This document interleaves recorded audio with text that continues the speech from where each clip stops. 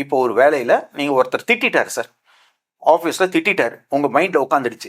இதுக்கப்புறம் உங்களால் ஃபர்தராக அதே விஷயம் தான் உங்கள் மைண்டில் ஓடின்னு இருக்கும், உங்கள் வேலையில் செய்ய முடியாது. அப்போ என்ன பண்ணணும், இது ஒரு காயமாக உள்ள பதிஞ்சிடுச்சுன்னு அர்த்தம்.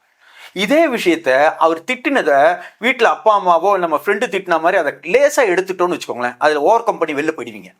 ஆனால் இதை செய்ய முடியாமல் யார் அங்கே ஸ்டக்காகிறாங்களோ அதை ஹூண்டா, அதே விஷயத்தை திங்க் பண்ணி ஒரு ஹூண்டா ஃபார்ம் ஆகிடும், ஒரு காய மாதிரி பதிஞ்சிடும்.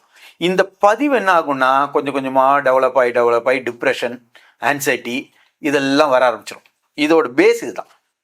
அப்போ இந்த மாதிரி இதுக்கப்புறம் என்ன பண்ணுவீங்க, நீங்கள் எப்போ நடந்தாலும் இதே தான் ரியாக்ட் பண்ணிட்டு இருப்பீங்க. எந்த விஷயம் நடந்தாலும் இது என்ன அப்படின்னா மைண்ட் அப்பப்போ என்ன பண்ணும், இந்த மோடுக்கு அப்பப்போ சேஞ்ச் ஆகிடும்.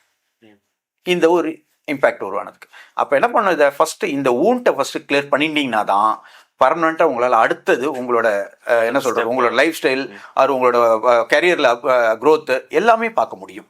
100% உங்கள் மைண்டில் இருக்கக்கூடிய டிஸ்டர்பன்ஸ் எடுத்து தூக்கி போட்டிங்கனாலே இது எதுவும் 10 பைசா உங்களுக்கு பிரயோஜனம் இருக்காது. உங்கள் மைண்டில் இம்பேக்ட் உருவாயிடுச்சு, ஆனால் அதனால இதை கேரி பண்ணிக்கிட்டு ஒன்றும் பண்ண முடியாது. அதை நீங்கள் ஓவர் கம் பண்ண முடிஞ்சால் ரொம்ப சந்தோஷம்.